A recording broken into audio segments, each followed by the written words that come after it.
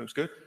Thank you for giving me your time on this first day of Develop. I hope everyone's having as enjoyable a conference as I am. It's my first time here, so also to be up on stage on my first time here is an experience to say the least. But my name is Phil. I am the lead narrative designer at Sports Interactive, and if the slides are going to show, we're going to go through a journey of narrative design focused around pressure and setbacks that try to get our players to a point of success and the necessity for failing in order to succeed along a journey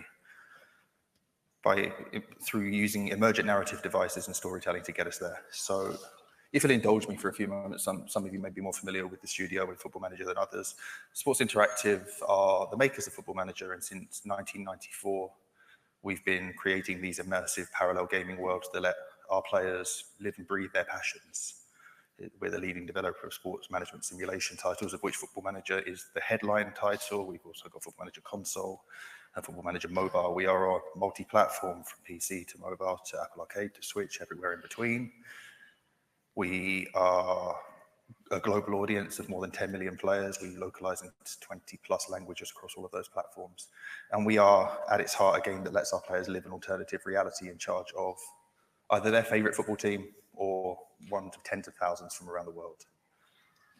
I am in my 21st year at the studio, joined shortly after my 18th birthday in QA on our legendary Eastside Hockey Manager title. Short-lived at the time, resurrected later.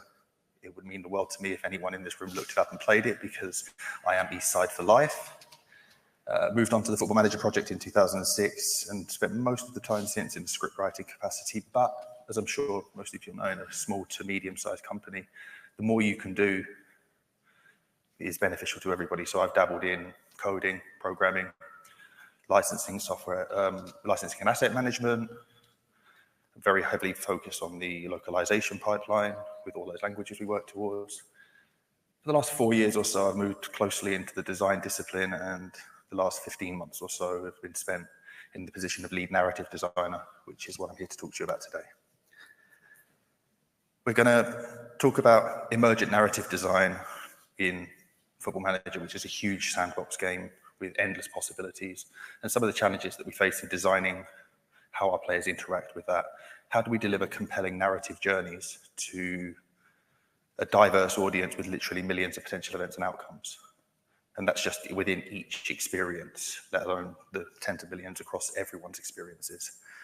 Specifically, I'd like to get into the importance of recognizing setbacks and failure along a given journey, how we identify with pressure, how we keep our players engaged, so that when they actually arrive at the success that they first envisioned when they loaded the game or they bought the title, that they can truly celebrate it.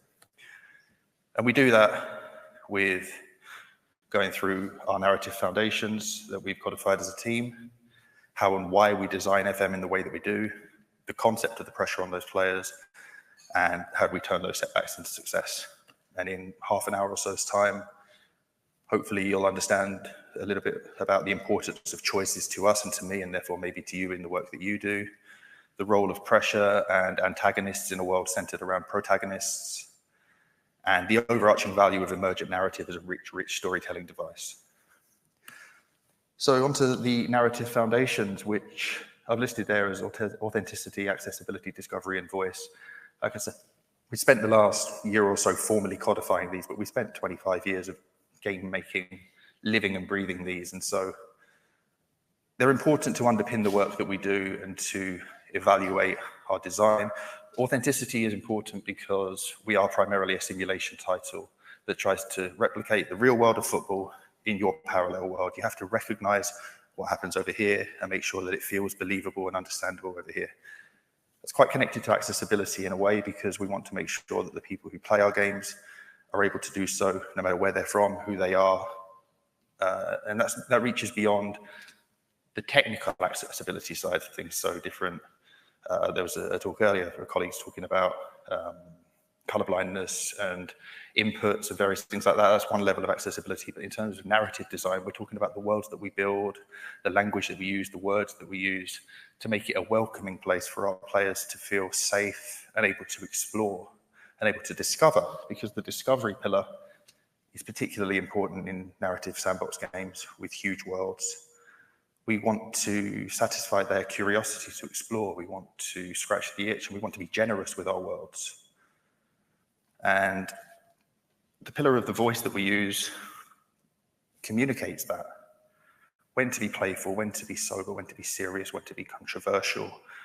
The game itself has a traditional voice of reporting football news and football media in a very BBC Sports, Sky Sports adjacent way. It's recognisable in delivering the key information within context and making sure that you understand the story that's being told, but that's just one part of the story. And as we move through non-playable characters and controversies and incidents, the voice that we use has to be recognisable, has to talk to our audience, but it also has to be a part of an ecosystem where Football Manager is more than a game. It's a brand. It's recognisable within the football community and worldwide. How does that mix in with our audience? How do we communicate on social channels? And so tying all these things together allows us to go about our work in a way that connects with our fans properly and our audience properly. Now, our audience is primarily, but not exclusively, football fans.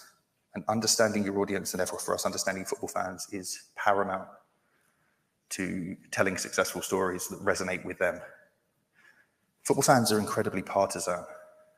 They are passionate and they are devoted, unlike many other groups of people around the world. I mean, you can draw parallels to anyone who is passionate about anything of their craft and discipline, but football fans are very visceral. They're very clear. They wear their hearts on their sleeve. There is the duality of fan, as I've often called it, which I've tried to represent in this iconic photograph of Emmanuel Adebayor celebrating in front of the Arsenal fans for his new club, Manchester City, having played for Arsenal. You've got joy and despair, anger and celebration all in one place. And all of these emotions that everyone in that photograph is feeling, you could pick a different face and take something away from it. But every one of those people in that photo is a potential Football Manager player. Every one of those people in that photo has spent time in conversation with their friends down the pub or on the way to the game, or with their families, or in an online community about living out their dreams in a parallel world. Imagine if we were to win the Champions League, win everything. Wouldn't it be great? Imagine if we got an investor of tens of billions of pounds. What would it look like? Who would we sign? What decisions would we make? They can do that in Football Manager. Fundamentally, though, they want to win. They don't like to lose. And all of that is born of a lifelong passion and devotion that can really only be compared in some cases to the strength of feeling that you have for your own family. Your football team is an extension of your family in many ways. The problem is losing happens a lot. Phil Foden and Sergio Aguero are two of the more successful players of the recent modern era, but they've endured some of the toughest and most painful defeats at the highest level just as much as they've celebrated success. It happens to everybody. Now, we lose as fans, like the last photo, and we lose as players and as managers. And the difference between the two is subtle but important, because one of them has more agency than the other. Fans tend not to have a lot of agency about what they do, whereas managers and people who work inside football do. And if we can understand that perspective, it allows us to provide a balance to our players when they're dealing with setbacks, because it fundamentally comes back to expectations versus reality. Fans have a typically narrow view of the potential outcomes and the actual consequences, and they can't contextualize things when they happen unexpectedly or unwantedly. Now, managers typically spend hours every single week poring over the finest of details in search of a win. And so when things do go wrong, they might not like it, but they can contextualize it, and they're disappointed, and they've got a responsibility to everybody else as the face and representative of this team to react and to behave accordingly. Now, some people do that well, some people do that less well, and that's because pressure exists. Pressure is absolutely everywhere. It's not exclusive to football. But everyone in this room will have faced pressure today, yesterday, tomorrow. And football's no different, but losing in football tends to happen as a byproduct of that pressure. Employers expect results, fans expect results, and no matter what you do, you can't escape the pressure of expectation that can potentially lead to dismal failure in the worst cases. You look at what England have done over the last month in the European Championships. They're under incredible pressure to succeed, but they're one of the 4 teams remaining in the tournament. It kind of doesn't matter what Gareth Southgate did, because the fans and the media create a pressure of expectation that makes an almost impossible situation for him to manage. If he'd have won 4, 5, 6-0 in all 5 matches so far, he's created a different level of pressure for himself to try to uphold the highest level of standards. And it still wouldn't have been enough for some people. Now, under this pressure, we as people and as managers within our game, you have to sink or swim. It becomes a thrive or survive situation and never goes away. I like to view it as like an accordion. It contracts and expands. It is always there. At the extreme end of being successful, you've got to uphold the super, super high standards. At the extreme end of struggling, you don't know whether you're going to be in a job tomorrow. And even in the middle, when you think it's just going along mundanely, nothing really happening, there's still a pressure to be better or to not be worse. And this is all central to the way that we go about designing our experiences for our players. However, there's an argument that this pressure can be desirable in some cases. We often do our best work under pressure.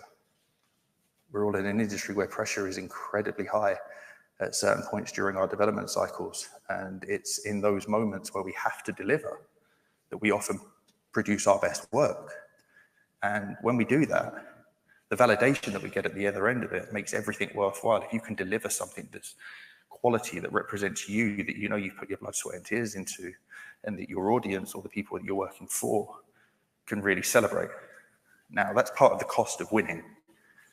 Losing, setbacks, pressure, the struggle is part of the journey. We have a cliche, what doesn't kill me makes me stronger. Cliches become cliches because they're based in a fundamental truth, and then that gets overshared and overused. But the fundamental truth is the foundation of this. Winning comes at a cost, and losing often validates winning. You don't have to fail to succeed, but you're more often going to than you're not. And in Football Manager, in our games, that pressure has to exist, but it has to be fair. It has to be authentic. It has to be relatively organic. And when we talk about fair antagonists, they have to have believable behaviors. They have to act as they would in real life and as you'd expect them to in those situations. Now, they could be unpredictable. They can change behaviors, they can change characters.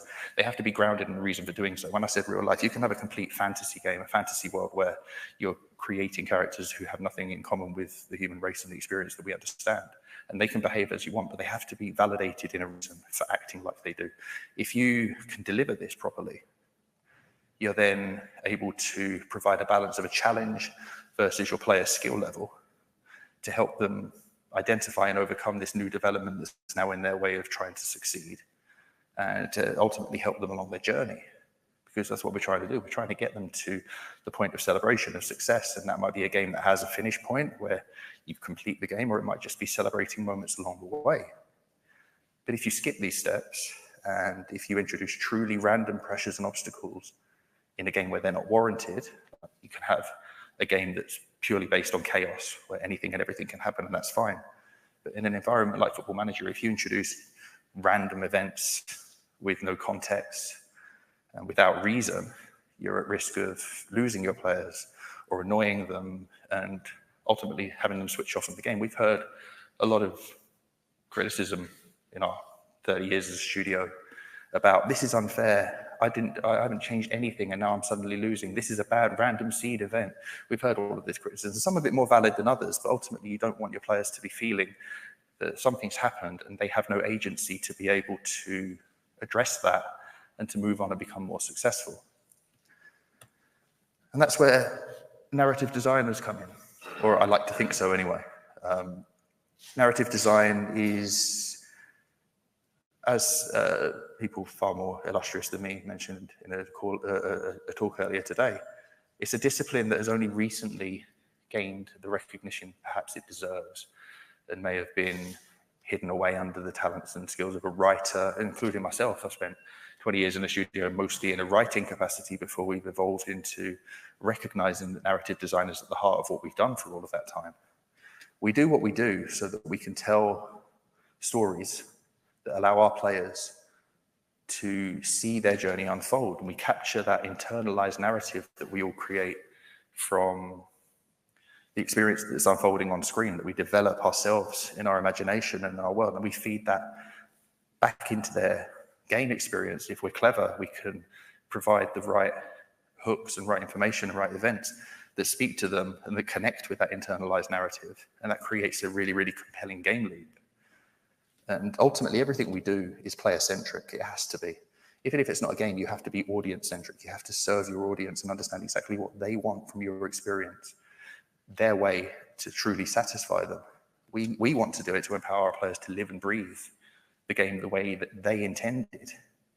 There's very little of Football Manager that's on rails. There's no linear story with a start and a finish and chapters and branching narrative in the middle.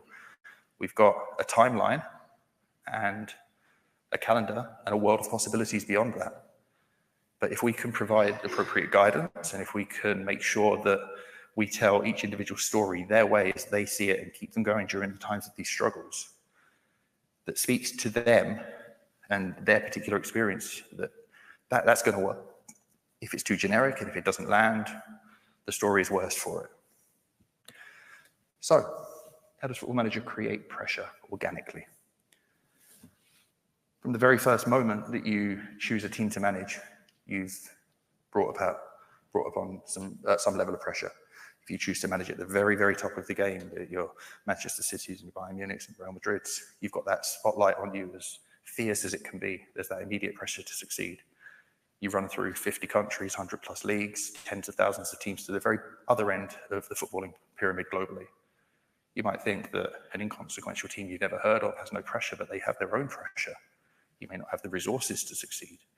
You may not have the reputation. Maybe there is pressure, like I said, in this accordion that contracts and expands depending on where you are and what you've done. You've instigated that by choosing to manage that team. Then we offer the ability for our players to choose different transfer modes and to offer different restrictions that might make their world more difficult or a little bit easier. We don't have a traditional difficulty level. We have a series of options that allow you to make informed choices and have agency about your world. But obviously the layer underneath that is the pressure that you then bring upon yourself. Now, once you're in that world, the expectations of the job and the results that follow your actions, that pressure evolves again. Are you bringing more pressure on yourself by succeeding or by failing? The events and the incidents and the moments within each match, within each day, with each continue of processing time, just pile on the pressure. It comes and it goes, but it's always there underneath. And throughout all of this, it's underpinned by choices. Choices are our most powerful tool as narrative designers. Like I said, they provide agency, they provide self-evaluation, risk and reward, and a fundamental understanding that some of the time X happened because of Y, and that they're connected. There'll always be times where coincidences occur, but even then, you may imply that there's a connection between the two, or infer, and you've internalized that feeling in your world. It may not actually be the case, but like we all do, we see events unfold and we attribute one to the other. And that feeling of empowerment and understanding goes a long way to telling really compelling stories, whether truth is accurate, whether it's more fiction for our players. It's all their choices. These are all based on risk and reward. And they're not binary. Our choices are not binary in the game. There is rarely, if ever, a good or a bad path to take. There is rarely, if ever, a yes or no path. You make a decision and you move forward, and you find the consequences of that decision. Sometimes they'll be what you hoped for, sometimes they won't be what you hoped for, but you'll always have, or you should always have with good design, a feedback loop that tells you what's happened, mechanisms that show you what the alternative path taken may have looked like, and you continue through time from there. The narrative is emergent because of what you've done and how the world has reacted to it.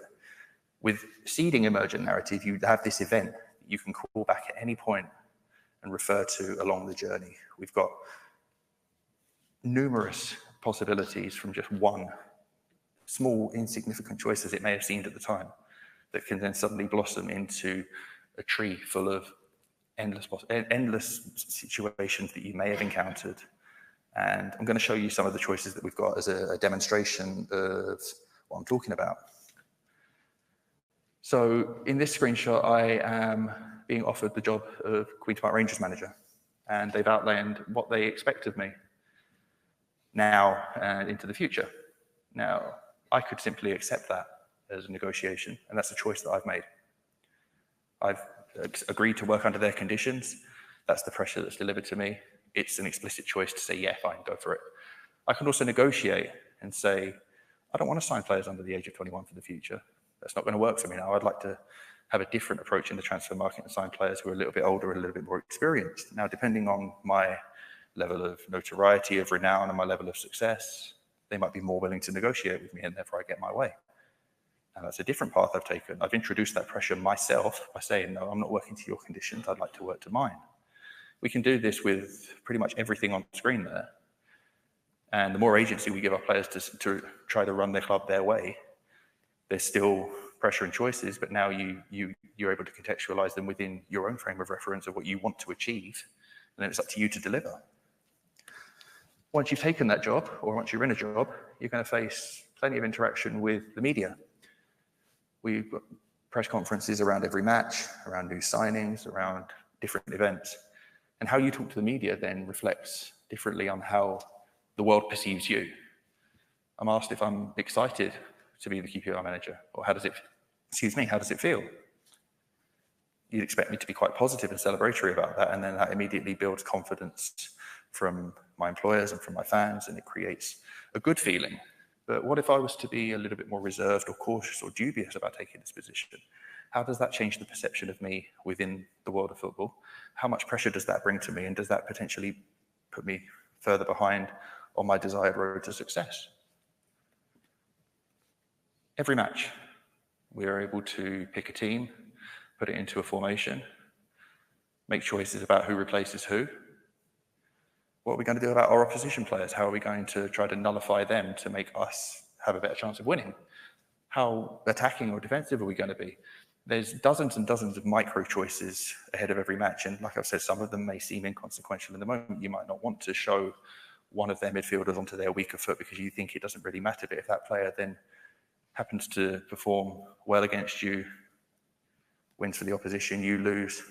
Now you're going to be thinking, oh, maybe I should have done that. Maybe I should have paid a little bit more attention at this stage. That's a choice that I didn't make, and now I've had a setback. It's fine to have the setbacks, but as long as we're communicative and offer reasoning for what we do, we're giving agency to the players, and we're setting them up ideally to succeed. There's explanations for our suggestions in every section here, and that's really, really important. If we just offered a suggestion to move from a positive mentality to a more balanced one without explanation, you're left a little bit confused or uncertain as to why you make a decision, it goes against you, and then you think, well, why did the game tell me that? We're able to contextualize it through this screen, through communication before and after, to really support our players if they're likely to lose, and we lose more times than we win. And keeping people happy is really, really important. In this situation here, I've got an unhappy player in my team, and I'm asking a senior player to intervene. I can be quite forceful and insistent with him. I'd like you to sort this out because I think it's best for us. I can be a little bit more conciliatory. I can be friendly. I can be dictatorial. Ultimately, Ilias Chair here is downcast because I've asked him to intervene and he doesn't want to. So this is a setback. This hasn't gone exactly as I've wanted it to. We've got feedback up here that shows you who this player is, how they feel, and you move forward understanding that this hasn't gone well for you, but you understand why. It's not just a random event that says, you've asked this player to do this, this has happened, no reasoning. So we've had these uncomfortable setbacks and disappointment. Now what do? We need to set you up for success. We want to keep you going and continue playing, because this is why we play games. This is why the people come to buy our games, to succeed, to celebrate. They've invested their time and their hard-earned money into it, so we want to it's incumbent on us to help them move forward during these times of struggle. And our narrative delivery devices help us accomplish this. Who is it that helps us along their way? How does our communication change and become more reflective and supportive in times of that struggle? How do we find that so-called right path? What do we need to do to get there? We have to answer all of these questions to turn that bad time into a good time. And we do that through some of the contextual information that I showed in those screenshots, and to keep guiding our players with feedback and with information to be able to give them the tools to make the right choices. We want to point them in the right direction. We don't want to hold their hand and lead them there. Now, when we find success, and we hopefully do, we have to validate it in whatever form that success takes. It could be that Ilyas, chair in that previous screenshot, is willing to help me out. It could be that the board are willing to negotiate to me through contract. It could be a really, really small win that relieves that pressure on you when you're under the weight of an intense spotlight. Or it could be at the very end of your journey, or the supposed end, where you've won everything and you celebrate and the confetti falls on you, all of that. You've got to celebrate it. This is why we play. If you endure all of that hardship along, you have to equally be celebratory at the other end. And that narrative arc has to tell your full story. It has to, there's no light without shade, there's no good without bad. And you have to reflect upon the struggles that allow you to savor that success. And it comes back to the age-old debate of the journey being as important or more important than arriving at your destination. We know where we want to go. How we get there is rarely, if ever, a straight line. You go backwards just as often as you move forward, but as long as you're moving forward gradually to get there, it's the encounters and the events that we experience along the way that resonate most and that last well beyond the accomplishment itself of winning, which can sometimes feel quite fleeting. And that in itself can be a consequence of poor narrative storytelling if you feel that the moment of celebration isn't as powerful as it could be, or isn't what you felt it might be, because the narrative arc hasn't told everything. It hasn't told you of when you struggled all those years ago, or this moment here that really went against you and made you feel bad. Now it's all worth it. And we've enriched ourselves with emergent narrative to get that point. But there's always more we can do as narrative designers. There's events that occur organically, fine, but there's more stories, there's greater depth, there's alternative angles, there's a huge sandbox of opportunities to explore and possibilities to experience, both within this one job that you're managing in one career. You can move around within that game world. You can start afresh in another game world. It's an endless list of possibilities. From the moment our players click that continue button the first time to advance the calendar, theirs is a truly unique experience. This is their story to tell. It's our responsibility to craft it. And if we tell beautiful stories, we build memorable and shareable worlds that will keep people coming back time after time after time. And I like to think we've been doing that for 30 years because Football Manager, it stands up as a game and as a brand of its own reputation. And I have a few examples of how our stories are shared far and wide to talk about that. We've got people on social media growth, on YouTube, on TikTok, on Twitter, or X, or whatever you're going to call it these days, sharing their stories, making it their profession, building communities out of our game and shared experiences.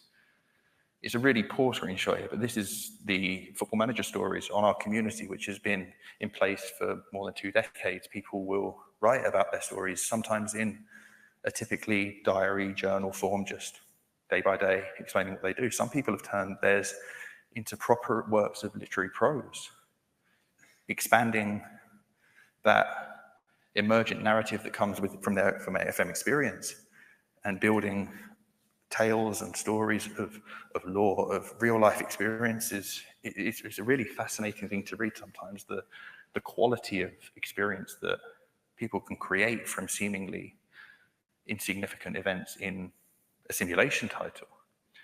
And I wanted to include this one here because it's very powerful for us to see people take events and characters, in this case a newly generated character, and use them in the real world for the world of good. Johnny Sharples used this character from his game some years ago to help bring awareness and to fundraise for mental health charities that were close to his heart and to his family. And it's incredibly powerful for everyone at Sports Interactive to see but particularly narrative designers and writers, often overwhelming because we read and we try to understand how passionate our players are about what they do. And we bear a responsibility to uphold that quality and to further it and to make all of this possible and to continue to tell these wonderful stories. Now, it might seem like we have a lot of this covered and that we know what we're doing. And obviously, to an extent, we do. Otherwise, the game wouldn't be here and it wouldn't be successful. But we've got ongoing challenges that I certainly don't have the answer to. And I wanted to finish on that note because as narrative designers and as games developers, we fail more times than we succeed. It's the theme of this talk as well. It's about trial and error. It's about saying, okay, this idea doesn't work. How about if we iterate that into this form, and then we eventually arrive at something that we think is compelling and great for our audience? One of the biggest challenges I think we face in Football Manager is that the game has no end point. Like I said, it's not a linear story with a beginning and an end and several paths to get there. Somebody in our community a few years ago simulated 4,000 years into the future, which was an incredibly... I don't want to put that save game onto my computer, put it that way. It wouldn't have loaded. It would have been laggy as hell. And it just led me to think, what does the world look like in 4,000 years' time? And how dynamic can we be with our storytelling? We can move 100 years into the future and be incredibly more dynamic than we have the capacity to do now. 4,000 years is an impossibility, but it's representative of the fact that this game doesn't end. And because it doesn't end, how do we find interesting ways to end a story in a satisfactory way? Most of the time, a story ends in Football Manager by our players disengaging with that game. They've either felt that they've completed their journey, they've got what they came for, or they've fallen out of love with that experience and moved on to something new. And these are all valid. But it kind of feels like if we can't deliver a satisfying ending, then we're not doing our jobs properly. Is it the end of a chapter? Is it the end of a series? Is each version of Football Manager, which is an annual iteration, a compendium of stories that makes a lifetime of stories into a library? We can always continue the story, just like in real life. Tomorrow is a new day full of potential. Our best story may yet to be written. But if we can find ways to properly recognize when our players want to end their story, through agency, through choice, or through even more compelling emergent narrative, then that adds layers to an experience that we don't already provide, that we should provide, and elevates the experience even further because, like I said, the journey resonates because sometimes getting to the destination can be unfulfilling or underwhelming or not quite what you thought. But if we can make that experience in Football Manager just as powerful and just as resonant as everything that built up to it, then we're really delivering an increased level of quality. So before I finish, we'll summarize that almost goes without saying, understand your audience. In our case, that's football fans, who they are, what they came for, what they really want from an experience. If you know what you're doing for your audience, you can then hook them in with compelling stories. In Football Manager, fine, we don't have a linear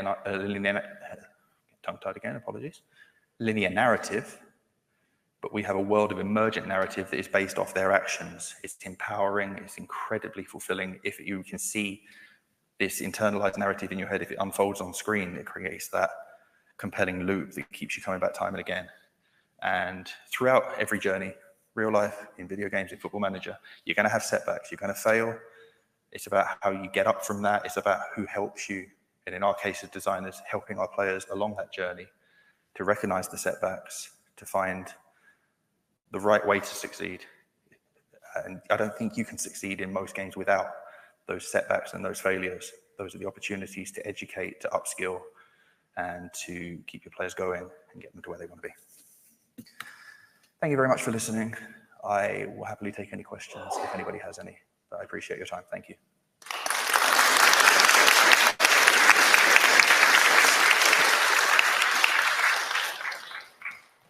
We have a question down here first, thanks. Yeah, hi, thanks so much for the talk. I feel kind of bad asking this after how insightful that was, but you mentioned a game at the start that you said, oh, I'd really love it if people looked this up and played it, and I didn't actually catch the title. So I was wondering what the game was. Oh, East Side Hockey Manager. How do you spell that, sorry? East Side. Oh, East Side. Yeah, Hockey Manager. It's an ice hockey version of Football Manager. that I'm very passionate about. It was the first title I worked on in QA at Sports Interactive from 2003. Short-lived, but I still have it very close to my heart today. So it's available on Steam under, I still think it's an early access title. It's maintained by the same chap who made it as a freeware version back in the late 90s, who came to work for us at Sports Interactive. He's still a colleague of mine, a good friend of mine now. It's not maintained particularly strongly by us, but it has a community that keeps things going. So yeah, thank you for that. No, thank you. Yep, go on here.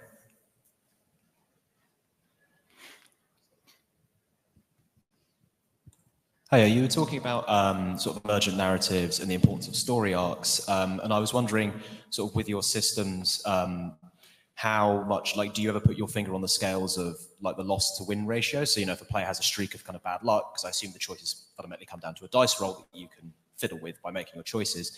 Do you have anything that says like, oh, they're having a run of bad luck, let's put our finger on the scales to like give them a win to create those narrative arcs? Or? No, it's entirely organic. We will recognize when you are particularly struggling. So we know if you've lost 5 games in a row, 10 games in a row, 15 games in a row, whatever, if you're way below expectation and the equivalent at the other end, and we will contextualize that through all of those feedback mechanisms. But there's never a point where we'll say, we need to help them out a little bit here and give them a free win to keep them going. It's entirely emergent. It's into everything that happens and unfolds as it would in real life. You have agency over your choices, but everything that unfolds after that is, I would say, random, but it's obviously not random. There's no decision actively taken by us to help you specifically with an outcome. Cool, thank you. Thank you. And your friend next to you. That was easy. Yeah, so like many people here, I've played Football Manager or Championship Manager since it started, right? And especially in the early days, a lot of the experiences I had were about imagination because the technology was so, you know, basic at the time. Commentary and things like that. But as the technology has advanced into things like the 2D match engine, you know, I still have really fond memories of my striker heading in the winning goal in the Champions League final, and it's 2 circles hitting each other, and it's like, to me, that's a header. Yeah. It was a bullet header. And it won the match. Nobody's going to tell you otherwise. Why should they? Exactly, yeah. And like, I don't know what happened, but to me, that was a header. Yeah. And even things like now you can do the press conferences and all those sorts of things, which I don't know why I'd admit this in public, but I used to have in my own head before there were press conferences in the game. This is the beauty of it. So is there any sort of conscious sort of thinking around leaving some space for people to still imagine what's happening that you can't do in these games? Like, you know, whether it's with the press roles, and you have a relationship with press people now and all those sorts of things. There's so much stuff that's filled in, but there's still a bit of space there for the imagination. Yeah, is that a conscious thing that you guys consider? I think it needs to be, and it's a really, really good point, because we can become consumed by trying to increase volume of content to compensate for a lack of quality in any cases. And we've certainly been guilty of that over the years with something like the press conference module, which is a very divisive subject in our community. A lot of people really engage with them and do them all the time. A lot of people just simply say, that's not for me, delegate it away to a member of their team and never see them, because of the repetition factor that in real life your manager might do 2 or 3 media obligations of a week, but if you're playing a 2-hour session of Football Manager, you might have 10 or 15 of them. And so we throw resources at the content to add variation to make it seem fresher, but then it's not allowing you to have a break from the actual engagement of the press conference. So being able to take a step back and to say, do we really need this much volume of something, but instead leaving it an opportunity to breathe and for our players to build that emergent narrative in their own imaginations is incredibly valuable. We do it in some areas, and a lot of the time it's a free choice for the players, and give them the depth or the freedom that they want. The match experience, like you said, some people play with commentary only, some people play with the 2D dots from above, and some people play with the full 3D visualization. We will always keep those options available so that you have the choices. But I think your point about having it in the everyday experience is a really, really important one for us to take away. We do it in some cases, probably don't do it enough, but it's something that we absolutely should take forward. Thank you. I have one over here, thank you.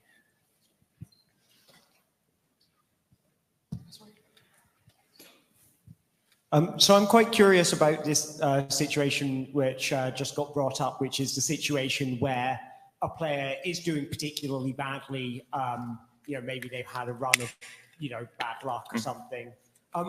What do you have examples of what you would do in that moment as a narrative designer to kind of, maybe wrestle back the emotion into something of positivity or hope or something? Like, do you have an example of what you would try to do in that situation? Yeah, so one of the mechanisms we've currently got is that if it detects that you're on a bad run and morale is low among your squad, then your assistant manager or someone senior in your group will recommend that you hold a team meeting to try to improve morale.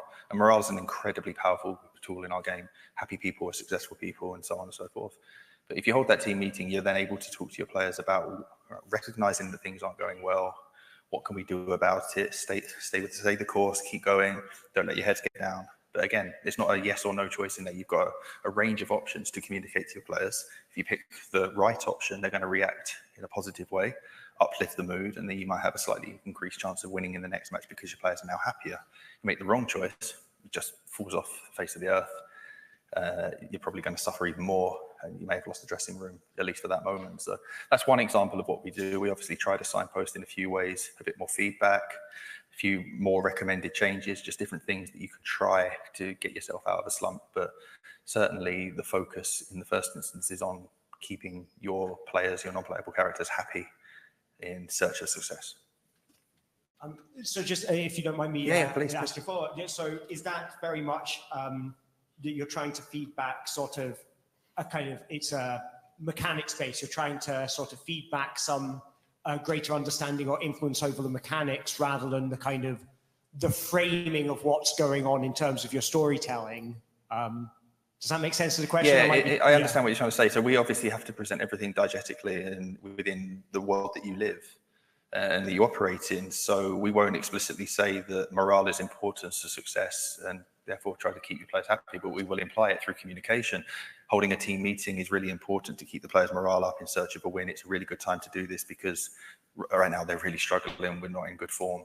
Talk to them. The communication to the players will then feed back into that. It's just like, I know things aren't going well right now, but if you can try to stay in a positive mindset, we're going to be successful. Trust me, trust the process, all of this nonsense.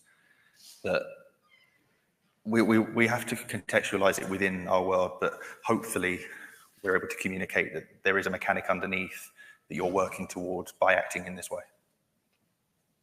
That's really interesting. Thank you very much. Fascinating. Thank you. All right, we have another question. I was interested by you saying that you thought it would be good to add an endpoint to the game, or like a satisfactory endpoint. Yeah. Do you worry that that might come at the expense of what makes the emergent gameplay really work? I think it can do. This is probably why we haven't managed to find a way so far, because you click continue and the world is yours for as long as you want it. And I think it's just a personal thing. I haven't necessarily gone into any great depth about this or done any user testing or feedback. It's just a personal feeling that you disengage with the game when you think you're done with it. But it feels like it's incomplete because it's not been finished with a nice little bow on top of the package or whatever.